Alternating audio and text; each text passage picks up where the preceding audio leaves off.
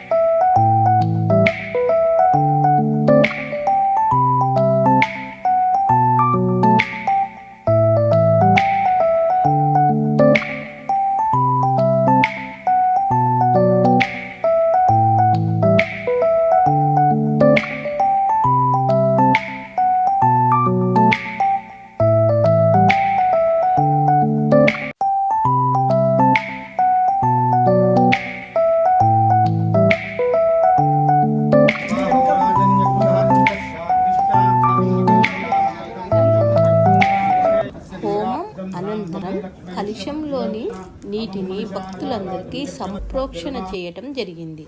తదుపరి భస్మ తిలకన ధారణ కూడా జరిగినది.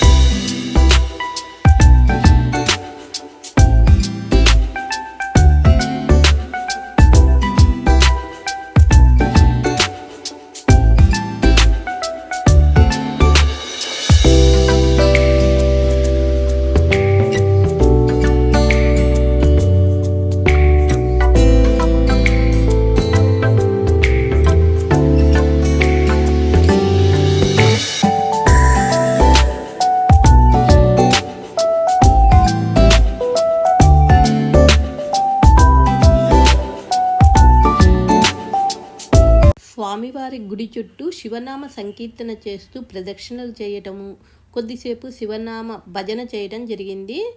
సాయంకాలం పూట 1,00,000 విభూది ఉండలతో స్వామివారికి అభిషేకం జరిగింది. తర్వాత భస్మాభిషేకం జరిగింది. ప్రతి ఒక్కరు కూడా నల్లదాక్ష రసం తెచ్చి స్వామివారికి నల్లదాక్ష రసంతో అభిషేకం చేయటం జరిగింది. ఈ విధంగా ఉమా చంద్రమౌళీశ్వర స్వామి దేవాలయంలో కార్తీక మాస వైభవాలు చాలా బాగా జరిగినాయండి. శుక్రవారం రోజు పొద్దున శివలింగానికి 11 కేజీల అన్నంతో అన్నాభిషేకం కలదు. సాయంకాలం పూట 6:30 శివపార్వతుల కళ్యాణం రంగరంగ వైభవంగా జరుగుతుందండి.